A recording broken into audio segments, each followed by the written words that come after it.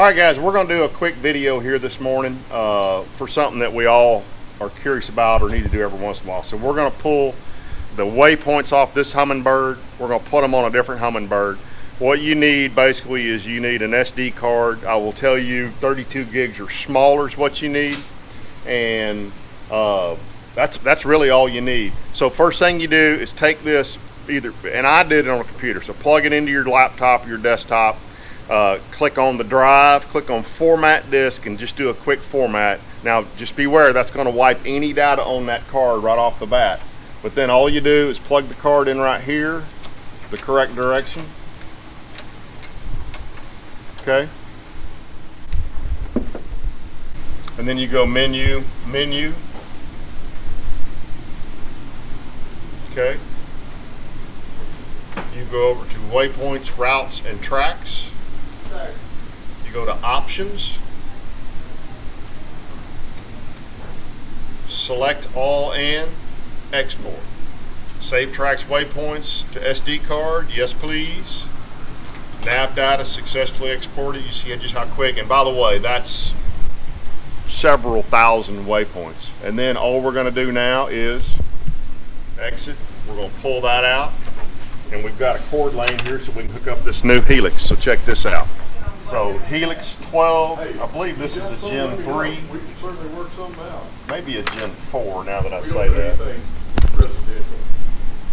It's all commercial. Finger in the screen, that's always good. The city, churches, daycare, apartment complexes. Yep, we know that.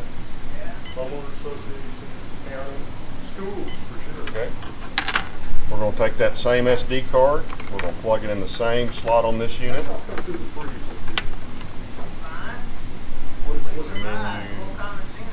Menu. Yeah. What y'all see? Y'all have told y'all get. By the way, so that's something you need to do on the unit. It's a new unit. So user mode, go from Angler to custom. Oops.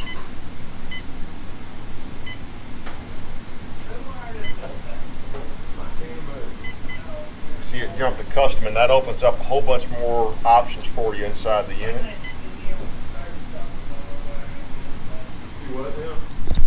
So by the way, I plugged this in and I couldn't figure out what was going on, and what was going on is it's linked to my other units, so it was sharing waypoints. So I've turned off my other units, I've turned off share, and now I'm going to stick that card in there. I couldn't figure out why I kept having waypoints show up on there. So there you go right there.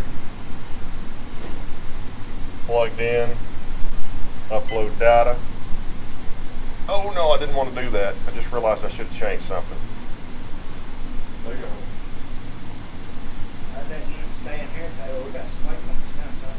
Alright, so I just realized I made a mistake, and the mistake I made was I didn't set how I wanted my tracks to look. So let me fix this real quick. So what I'm going to do now is I'm going to go back in, and I'm actually going to delete everything I just added.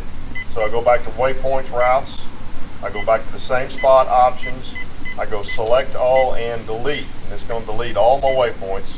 Okay, now they're all gone again. Now what you want to make sure you do in the future is you go menu, go back to the same spot. Okay.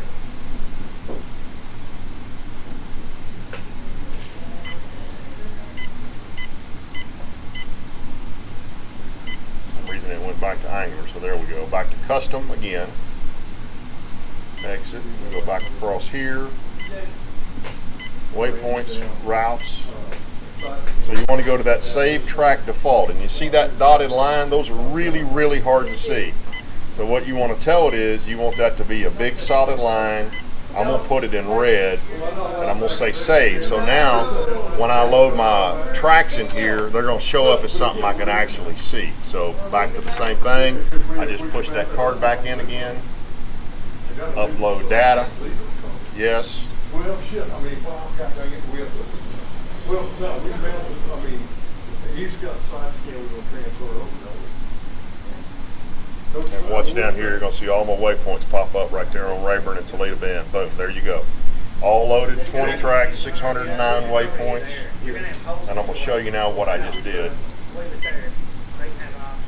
I'm inside, so that's why it's confused as to where we are. So there you go. All my waypoints are on there.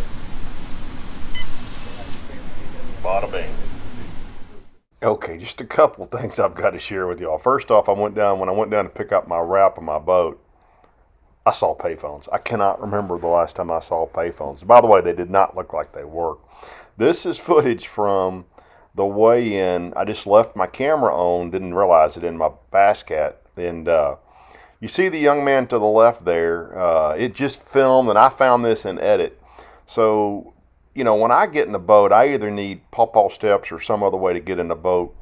Watch how he gets in the boat right here. It's like, yeah, just jump in the boat, no big deal.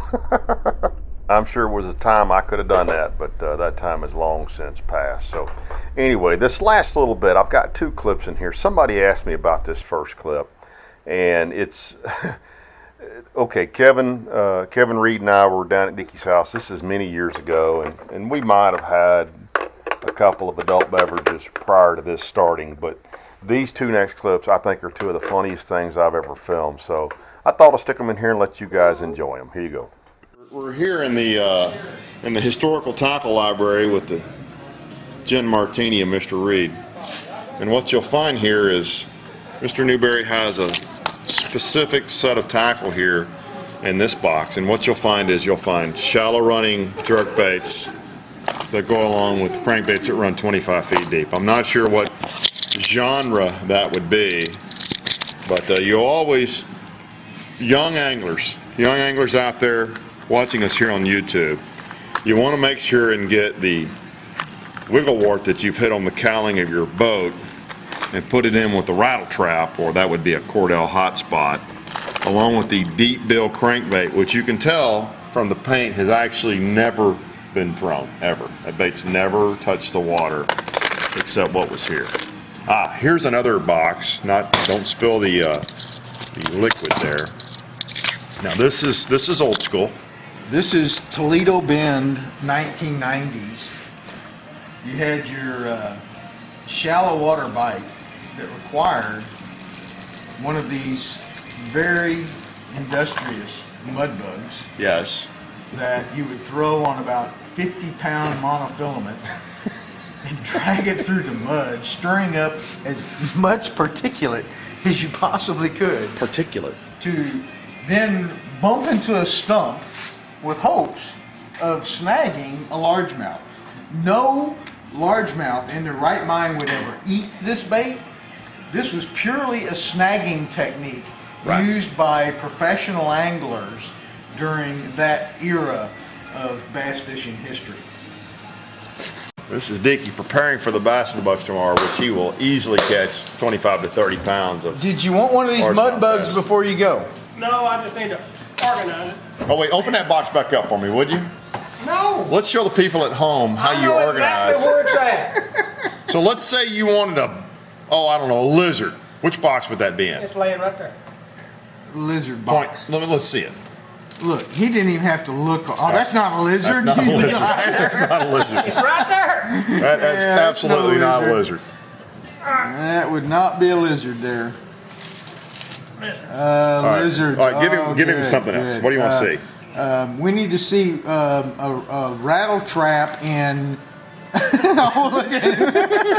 That didn't take 2.5 That's not a rattle trap. Well, it works. But that's what he likes. He prefers the big eye What else jig. you want?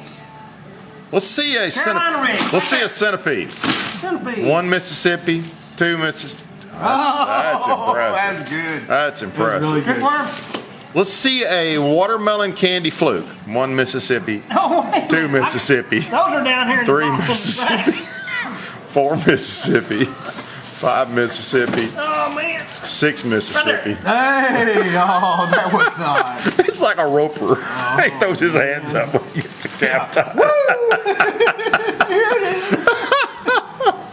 He's broken 2 rod tips and flattened 3 guys over there in the meantime. So, What are you rooting around in there? what is that? And that is actually Bang. That is deodorant. That is Bang, not yeah. fish attractive. Mr. Dewberry, what is that equipment you're sporting right there? Yes, that. Mm-hmm. Comb runner. Is there anything on there, or has that been zeroed out? It's zeroed out. Zeroed. You're going to be using that frequently, I think, tomorrow. That has been zeroed out about 10,000 times. Because 10,000 pounds of fish have been caught Absolutely. on that.